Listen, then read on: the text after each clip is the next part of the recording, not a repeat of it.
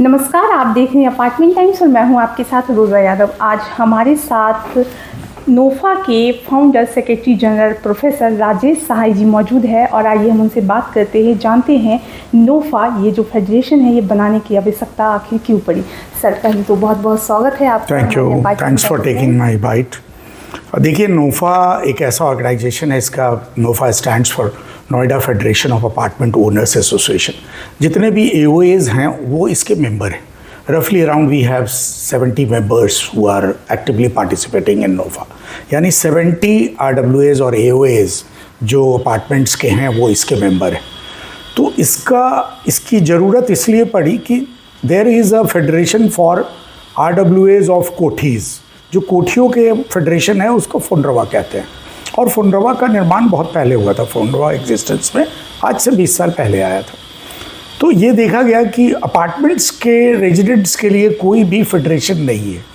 तो हम लोगों ने ये सोचा कि एक अपार्टमेंट के रेजिडेंट्स के लिए एक फेडरेशन बनाया जाए, अपार्टमेंट्स के आरडब्ल्यूए के लिए, और इसी से नोफा का निर्माण हुआ। अब नोफा सारे आज के डेट में हमारे पास रफली अराउंड 70 अपार्टमेंट्स के एओएज हैं जो इस फेडरेशन के मेंबर हैं।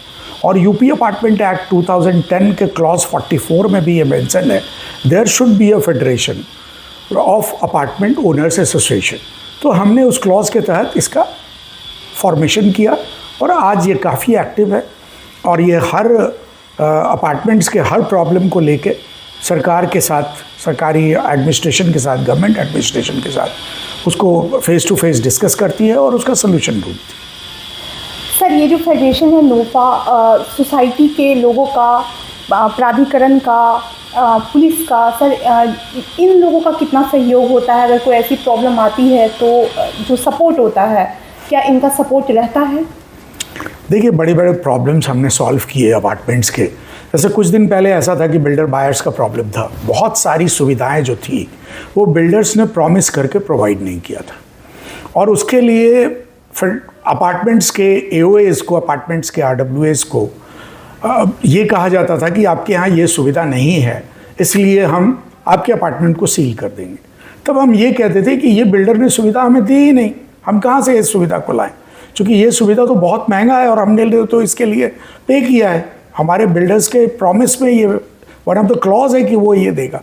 तो इस तरह से हम एडमिनिस्ट्रेशन को ये अवगत कराते थे कि आप बिल्डर से बात कीजिए और इन चीज़ों को वो प्रोवाइड करें। जैसे फायर इशू बहुत बड़ा इशू था, एनओसी बिल्डर को मिल गई थी और बिल्डर ने एनओसी होते हुए भी वो सुविधाएं अपार्टमेंट्स को प्रोवाइड नहीं की थी। जो इक्विपमेंट्स लगाने थे वो लगाए नहीं थे, जिसके कारण फायर के प्रॉब्लम में रेजिडेंट्स को बहुत बड़ा प्रॉब्लम हो सकता था। तो वो सारे अपार्टमेंट्स के एओएज उसके लिए जॉइंटली फायर डिपार्टमेंट से मिले और उन्होंने उसके लिए पिटीशन दिया कि आप बिल्डर को कहिए कि ये सारी फैसिलिटीज़ दें, क्योंकि आपने एनओसी प्रोवाइड किया था, उसने ये सारी फैसिलिटी रेजिडेंट्स को प्रोवाइड नहीं की, तो आपको इसके लिए आगे आना पड़ेगा, हम आपके साथ चलते हैं। और धीरे धीरे एक एक करके सारे अपार्टमेंट्स में फायर के इक्विपमेंट्स लगे। सर, किन किन चीज़ों पे जो नोफा है ये काम करती है? जो जैसे आपने सर अभी फायर के बारे में बताया, इसके अलावा सर कौन कौन से ऐसे मुख्यतः जो काम है जो नोफा करवाते आ रही हैं, और सर कितने सालों से जो है ये नोफा काम कर रही हैं? नोफा का फॉर्मेशन 2016 में उसको कंसीव किया गया और 2017 में इसको फॉर्म कर लिया गया। 2017 दिसंबर में नोफा का फॉर्मेशन हो गया था, और उसके बाद से नोफा कार्यरत है पिछले करीब 7-8 सालों से। और नोफा का जो कार्य करने का क्षेत्र है वो पहला तो ये है कि बिल्डर बायर रिलेशनशिप है, हैंड ओवर टेक ओवर है। बिल्डर्स हैंड ओवर जब करते हैं तो नोफा ने एक चार्टर बनाया हुआ है कि ये सारी चीज़ें आपको प्रोवाइड करनी पड़ेगी जो आपने प्रॉमिस किया है। तो वो एक चेकलिस्ट बनाई गई है नोफा की तरफ से, जो सारे हैंड ओवर टेक ओवर्स में दी जाती हैं, और वो उस हिसाब से बिल्डर को देना होता है। दूसरा, फायर इशू का फायर डिपार्टमेंट के साथ कोऑर्डिनेट करके कि फायर के जो इक्विपमेंट्स हैं वो बिल्डर ने दिए हैं कि नहीं। सिविक इशूज़ हो गए, जैसे गंगा वाटर। अब गंगा वाटर में पीछे 7X जो हमारा सेक्टर है उसके सारे पाइप्स काफ़ी पुराने हो गए थे, उसके लिए नोफा ने फाइट किया, मीडिया में उसको रिपोर्ट किया। सारे पाइप्स पुराने हो गए थे, जगह जगह फटे हुए थे और उससे वाटर लीकेज होती थी, जो कि गंगा वाटर काफ़ी प्रेशियस वाटर है। तो फिर उसका पूरा गंगा वाटर, पूरा जो वाटर बॉडी है, जो डिपार्टमेंट है, उसने पूरा उसको चेंज किया और आज के डेट में 7X में गंगा वाटर का इशूज़ कम है। अब एक दूसरी इशू आई है कि TDS बहुत हाई है, तो वो हम देखना चाहते हैं कि उसका क्या प्रॉब्लम है। गंगा वाटर की TDS इतनी हाई हो नहीं सकती। हम ये देख रहे हैं, हमने इसको रिपोर्ट किया है कि भाई प्लीज़ TDS पे आप वर्क कीजिए। कहीं कहीं TDS 1200 है, कहीं 1500 है, जबकि TDS 200-300 से ज़्यादा नहीं होना चाहिए। तो गंगा वाटर इशू हो गया, ड्रेनेज हो गया, सीवेज हो गया।